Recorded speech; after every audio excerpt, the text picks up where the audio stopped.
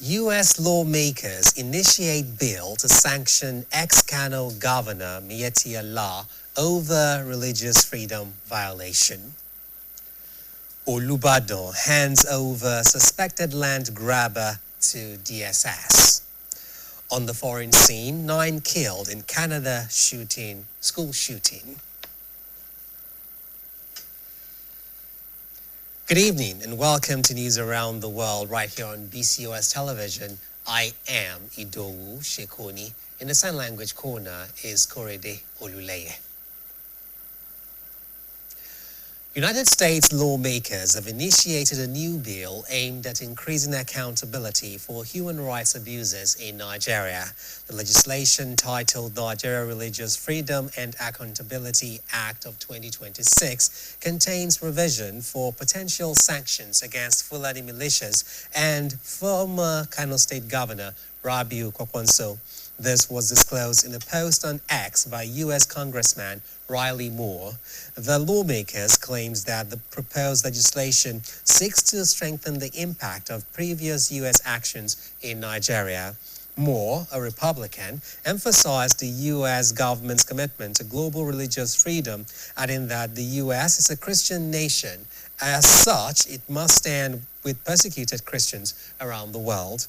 He further noted that the legislation will build upon the momentum of President Donald Trump's designation of Nigeria as a country of particular concern and the recent U.S.-Nigeria Security Framework Agreement. Chairman of the Senate Committee on Defense, Senator Hamad Lawan, has called for the full and timely implementation of Nigeria's defense budget.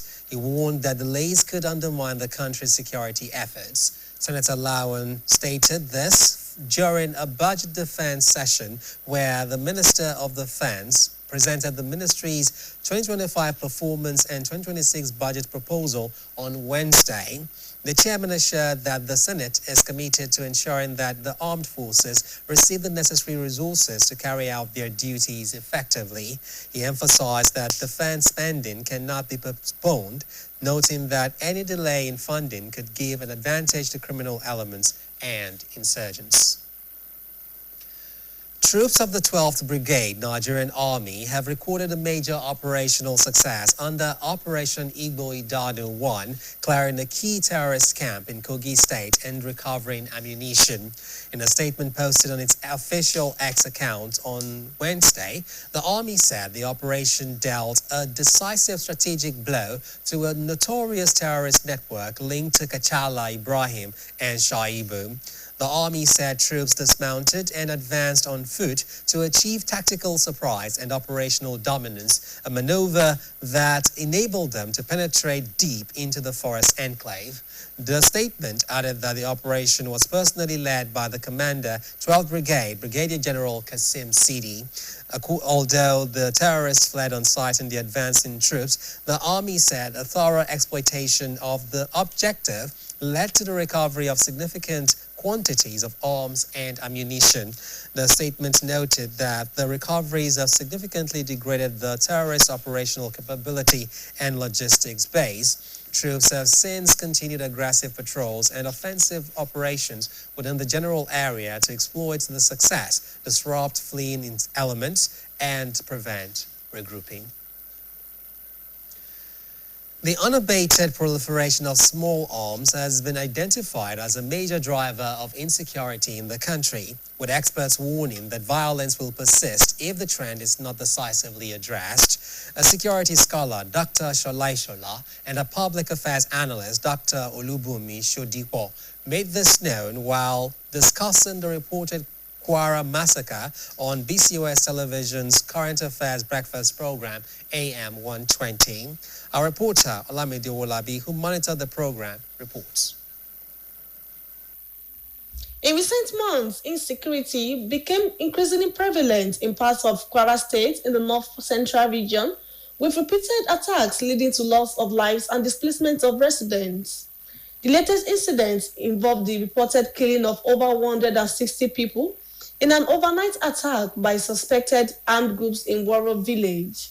Speaking on issues arising from the attacks during the AM 120 program, security scholar Dr. Sholai Shola said the persistent attacks in neighboring states such as Kogi and Niger should have served as early warning signals for communities in the Middle Belt. He noted that reports of armed groups occupying forested areas around communities required urgent and coordinated security responses. Dr. Ishola added that repeated attacks indicate lapses in security efforts, stressing the need for improved intelligence gathering and swift action whenever credible information is received. Our reality now is that our borders are very porous, and we have not been able to manage the stretches. And of course, like you know, it goes in stretches. Even the entry and the exit point is such that the immigration and other security bodies, cannot monitor all of them as it is. But again, we have been talking about technology, and I know that most of the time, the government pays lip service to deployment of technology to monitor our borders as it is. And of course, that is part of the reasons for our insecurity along the border area. But I just hear that the government should deploy more resources as it is, because without deploying more resources, it will be very difficult. Also speaking on the program, public affairs analyst Dr. Olubunmi Sodipo said kidnapping and killings have unfortunately evolved into criminal enterprise for some individuals. It traced the roots of the insecurity to the fall of Libya under former leader Muammar Gaddafi, which led to the spread of arms and armed elements across the Sahel region into parts of Nigeria.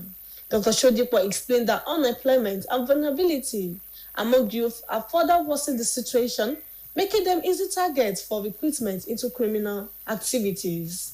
At the inception of the Tinubu administration, a lot of things he's doing now, we expected him to have done. The same way he announced subsidy is gone on the very first day. As a matter of fact, not just on the very first day, at the very inauguration. You understand? We expected him to also have announced far-reaching security response to make you realize that he is ready to deal with this strategy. But he couldn't until the matter of Christian genocide came up. And the matter of Trump intervention now became a reality. Because there are people in the far north who would rather want the situation to remain what it is. Because, like I said, it has become for them an industry. Not just an industry to make money, but also an option to hold the nation at ransom, to hold the nation in bondage. Both analysts advised government to review the processes for prosecuting offenders and rehabilitating victims, suggesting the establishment of special panels or committees to address the issues. They emphasized that a coordinated approach involving security agencies, communities, and policymakers is essential to curb the spread of small arms and restore lasting peace. Olamide Owolabi, BCOS News. You're watching news around the world on BCOS television. We pause for a short commercial break. Please stay tuned. 3 billion naira with Nivea. Win your share of 3 billion naira with Nivea. 1,000 naira airtime guaranteed with every entry. Become one of 10 millionaires weekly, or win a chance to see Real Madrid live. 3 SUVs to be won. Buy any Nivea 400ml promo product, scratch and dial to enter. Day learning is fun, but as a mom, I see how demanding it can be for my child. That's why I ensure he starts every day with a cup of Bonvita. Bonvita, prepare them to win every day.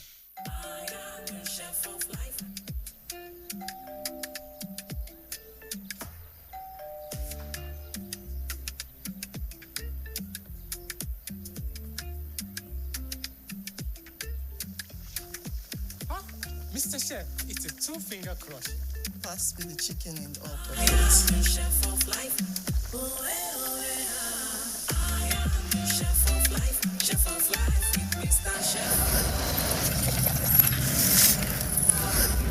Mamaka, we got this. With Mr. Chef, a simple crush turns meals into culture and moments into memories.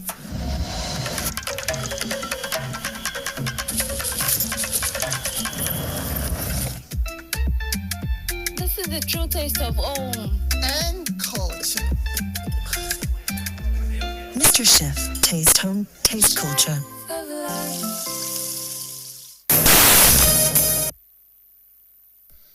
Welcome back. The Olubadan of Ibadan land, Oba Rashidi Adewolu Ladoja, has handed over a suspected land grabber to the Department of State Services, DSS, in Oyo State. This is part of efforts to curb illegal land acquisition and violence in the city. The development was disclosed in a statement issued today by the Monarch's media aide, Adiola Oloko. According to the statement, the suspect, whose identity was not revealed, was arrested over a protracted land dispute at Elebu area of Ibadan involving the Akoto and Ojofe Itimi families.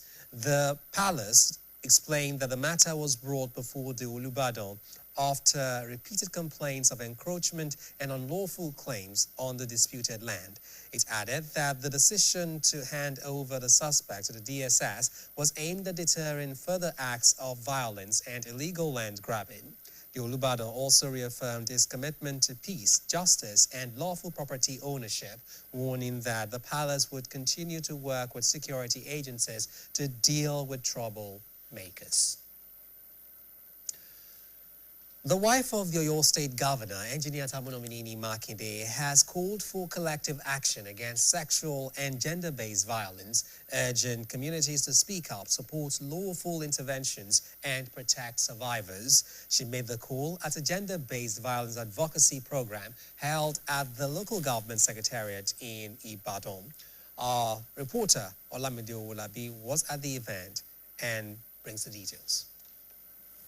Sexual and gender-based violence remains a major concern in society, with many victims still afraid to speak out due to stigma, fear, and cultural pressures.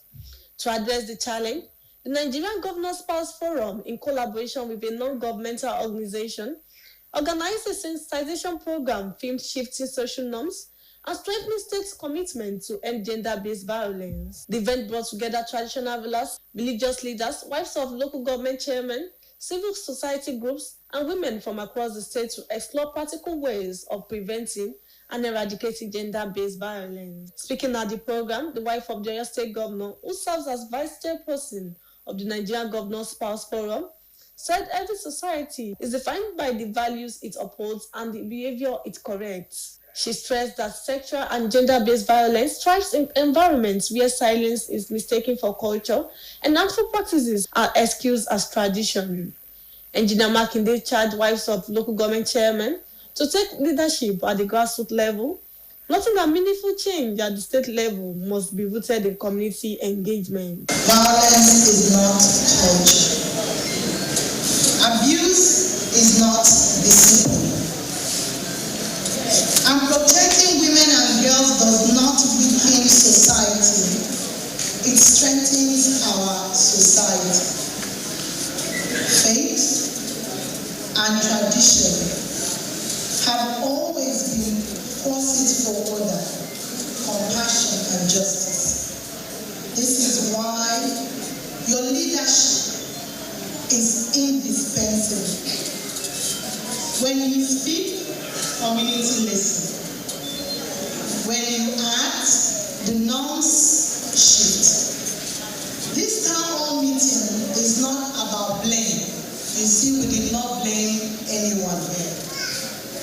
But the town hall meeting is about responsibility and shared responsibility. In separate remarks, the State Commissioner for Health, Dr. Oluwasewimi Adetumobi, and the Attorney General and Commissioner for Justice, Mr. Abiodun Ekomo, who was represented by the Permanent Secretary, Mrs. Are, commended the governor's wife for her sustained advocacy against gender-based violence, delivering a lecture on transforming harmful social norms and empowering grassroots champion for prevention. Former Permanent Secretary of the Ministry of Women Affairs and Social Inclusion, Mrs. Christiana Abioye noted that cultural expectations often silence victims and contribute to underreporting of cases. Women, girls, they are educated on how to speak out.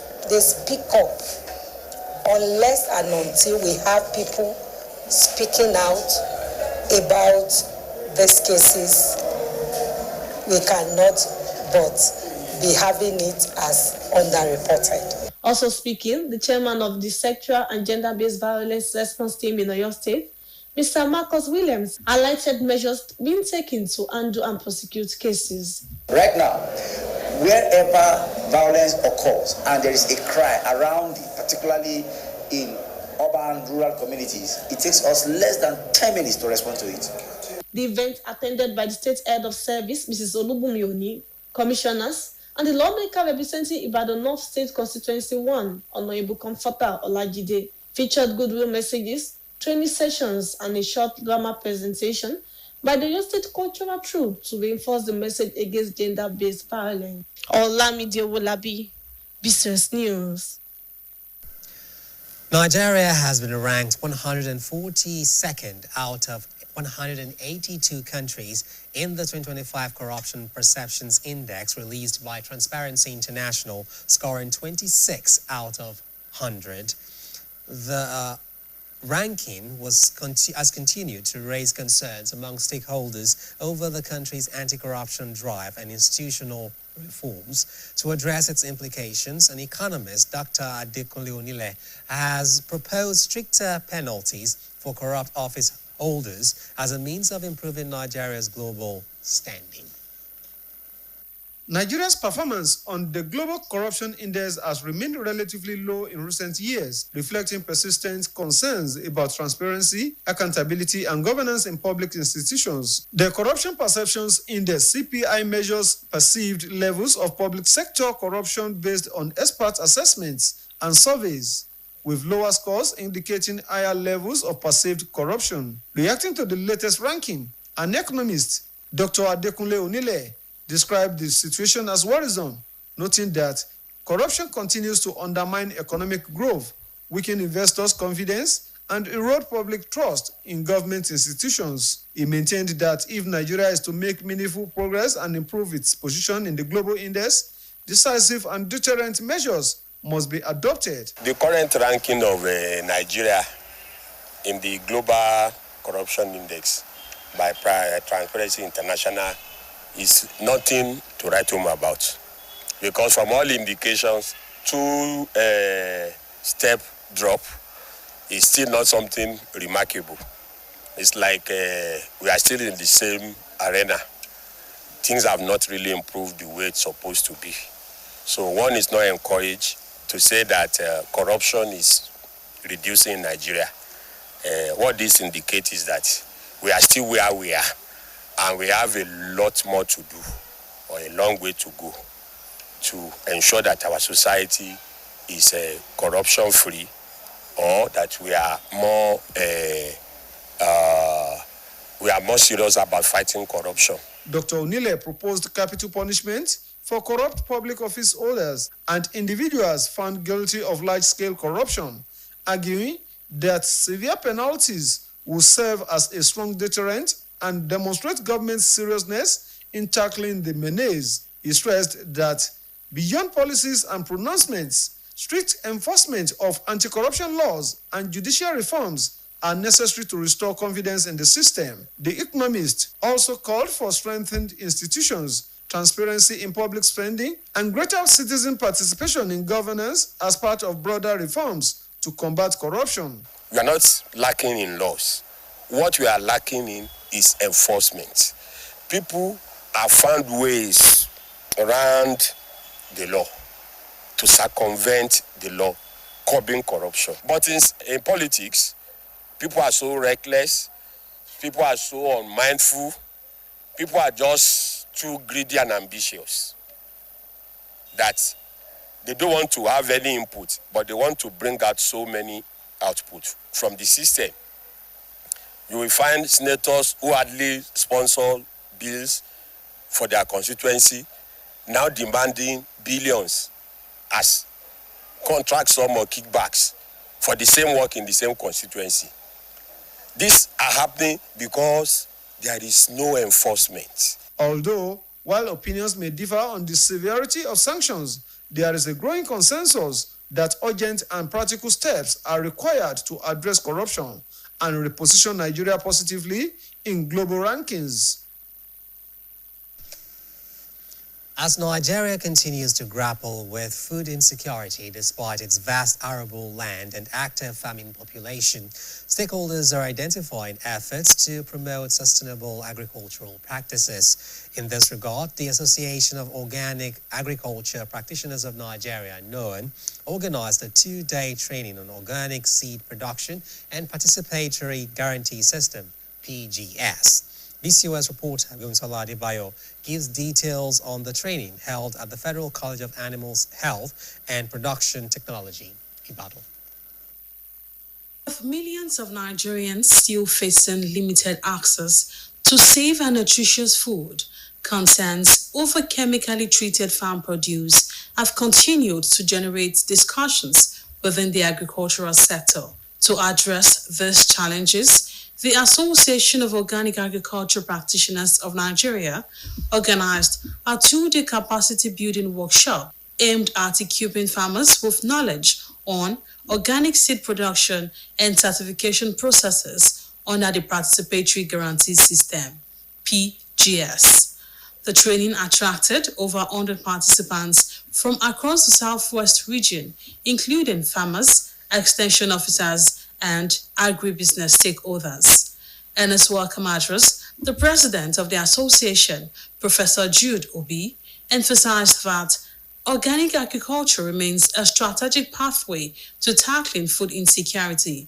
He noted that strengthening farmers' capacity in organic seed production and ensuring compliance with organic standards would enhance productivity, improve food quality, and open up income-generating opportunities through certification aligned with global best practices. Participants will engage learning covering varietal selection, seed multiplication, quality control, storage, traceability, organic standard, and participatory guarantee system as a credible, inclusive, and community-based certification approach. Delivering the keynote address, the acting provost of the Federal College of Animal Health and Production Technology, IART, represented by the Deputy Provost, Dr. Grace Aluge, described agriculture as a sector undergoing significant transformation, stressing that seeds are not merely planting materials but carriers of innovation, resilience, nutrition, and economic value. Also speaking, the Oyo State Commissioner for Agriculture and Rural Development, Barrister Olasukomi Olaleye, represented by Mrs. Adiola Adegunle, highlighted the growing demand for high-value and quality organic produce.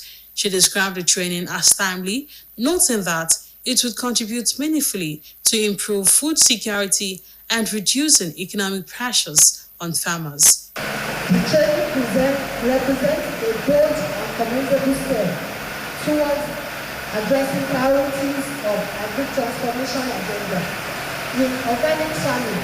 Productivity, resilience, and sustainability depend likely on the genetic purity, health, and adaptability of the seed use. Other stakeholders at the event commended NOAN for the initiative, describing it as a step in the right direction towards promoting sustainable farming systems and strengthening Nigerians' organic agriculture value chain. Bimsola Adebayo, BCOS News. We have another timeout. News around the world. We'll be right back. Please stay with us.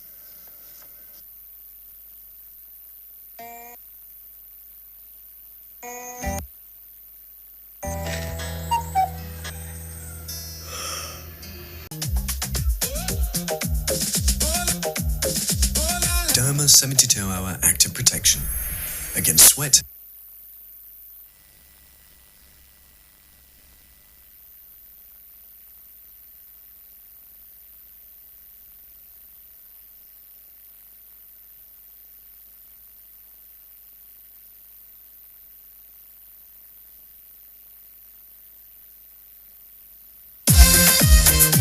Nivea Dry Deo, you can keep moving forward in life with confidence.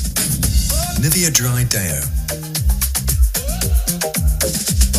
Derma 72-hour active protection against sweat and odor with 0% alcohol to prevent irritation.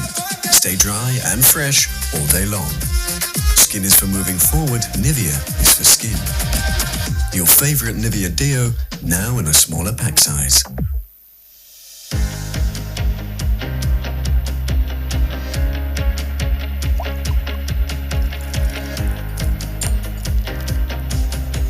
Cadbury 3-in-1 hot chocolate, the treat you deserve. It's great to have you back. A common myth about sickle cell disease is that it is deadly. However, medical experts have said that with proper care and precaution, people living with the condition can live fulfilled lives. Despite increased awareness about genotype compatibility, many couples still find themselves nurturing children born with sickle cell disorder. BCOS reporter Awar Ibrahim takes a closer look at the sickle cell disease. Bimbo Akobi presents a report. Sickle cell disease is a genetic disorder that is inherited and passed from parents to their children. In most cases, the parents are carriers of the sickle cell gene, commonly known as the AS genotype. When two carriers marry, they risk giving birth to a child with the SS genotype, who will then manifest the disease. The disorder affects the hemoglobin, the component of blood responsible for transferring oxygen to tissues and organs in the body. A consultant hematologist at the University College Hospital, Professor Taiwo Kotila, explains that when hemoglobin is abnormal, oxygen supply to body tissues becomes ineffective. As a result, the most common symptom experienced by patients is pain, and these painful episodes often occur when oxygen levels in the body are low or when the patient is dehydrated and lacks sufficient fluid in the system. Children would not be able to complain, they just would cry. So things that the mother might see is that the child is just irritable, always crying, uncomfortable, and then the pain, they may not know that they have pain, but an early sign is their fingers and their toes become swollen and tender. That might occur around 5 to 6 months. So once a mother sees that, the mother should come to the hospital to test the child. Then, of course, the yellowness of the eyes might come up. Then the abdomen may be a bit bigger than expected because of organs within the abdomen are large. So those are signs that the mothers or parents might notice for them to suspect that at least something is wrong with the child. For an average person, the blood should last for about 3 months, but for them, it lasts for about maybe 2 to 3 weeks.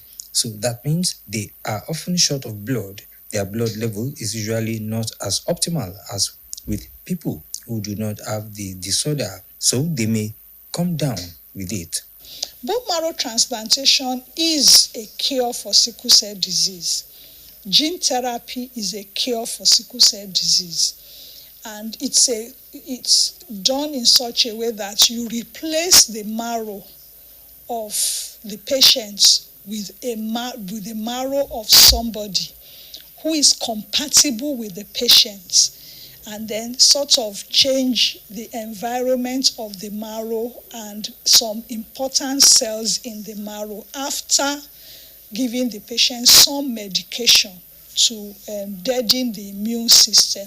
So that has been going on outside the country, but in Nigeria now, in the past 10 years, it has come in, and a few people have benefited from it, and it's spreading. At least we have maybe 2 centers in Nigeria where it can be done. So that's a good thing that has happened. Although sickle cell anemia is often perceived as deadly, medical professionals emphasize that with proper medication, routine medical care, and adequate precautions, individuals living with the condition can survive and lead productive lives.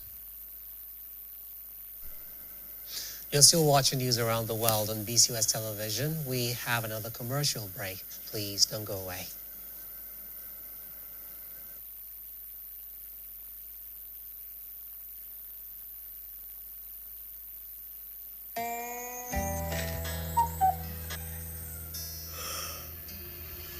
Supramalt Multivitamin Junior.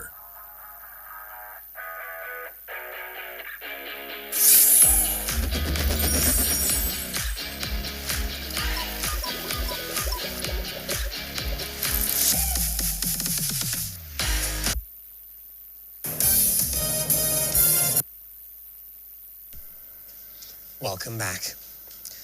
The Joint Admissions and Matriculation Board, JAM, has taken over the administration and the operation of a newly built 275-capacity computer-based test center at Rajiv Kesa Memorial Comprehensive High School in Iseyin, Oyo State. The facility, donated by a philanthropist and senior advocate of Nigeria, Alhaji Ahmed Raji, was commissioned alongside newly constructed blocks of classrooms, laboratories, and administrative offices.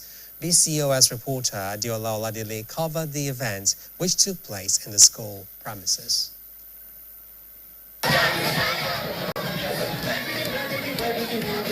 Rajiv Kesa Memorial Comprehensive High School in Iseyin was filled with jubilation and a sense of accomplishment as the Joint Admissions and Matriculation Board's management team, headed by the registrar, Professor Isiaq Oloyede, visited the institution for the formal commissioning and transfer of ownership of a cutting-edge 275-capacity computer-based test center generously donated by the senior advocate of Nigeria and philanthropist Alhaji Ahmed Raji to the federal government. The benefit of humanity and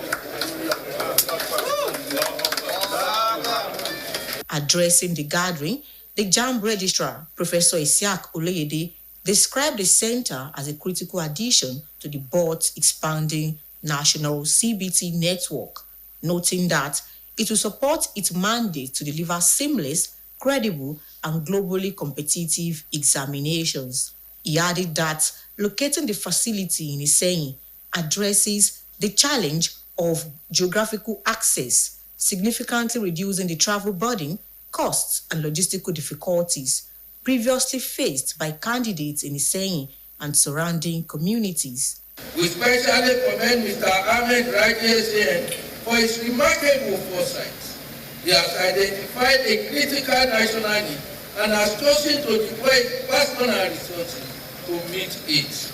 In his remarks, the Commissioner for Education, Science and Technology, Mr. Segun Olayiwola, representing Governor Seyi Makinde, praised Alhaji Raji for his sustained contributions in the area, while urging the local government chairman to work closely with security agencies to protect the facility and guarantee its long-term sustainability. The students of this institution consider those people that will be coming from far away with access and make sure you make good use of this facility. The donor, Ahmed Raji, who is a senior advocate of Nigeria, conveyed his gratitude to the Oyo State government for providing an enabling environment for the project. He stated that the Rajiv Kesa Foundation would be granting 3 scholarship awards to the best graduating students overall, the best graduating female students, and the students with the best behavior, covering their university education costs in any Nigerian institution. As one of the motivating factors, what happened to the late students, most unfortunate, it touched my heart, and we felt that we should have something here. A whole lot, it will ease access to CBT-based exams, and they can do about 1,000 in a day. The former chairman of the Nigerian Communications Commission, Professor Adiola Akode, hailed the initiative as a groundbreaking move that would have a profound impact on successive generations of students. The Minister of Education, Dr. Tujala Usa, awarded Mr. Raji a letter of commendation celebrating his significant impact on education development. The well-attended event drew a distinguished gathering of traditional rulers from the Okeogun zone, education stakeholders, and other notable dignitaries also featured goodwill messages. Adeola Oladile, BCOS News. Over now to the sports segment of the news. Please don't go anywhere.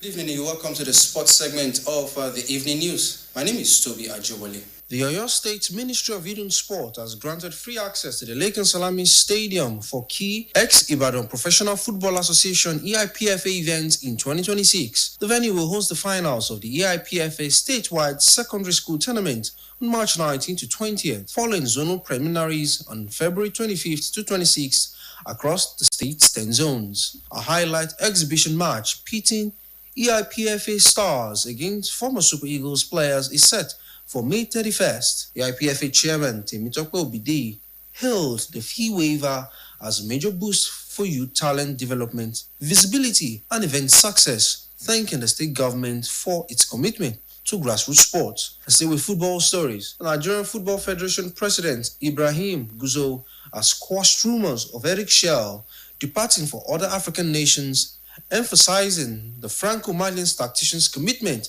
despite post-African 2025 interest from teams like Tunisia, Guinea, Angola, and Mali. We still have a one-year contract with Eric, and therefore whatever interest anybody will show on him, he has to wait until his contract expired.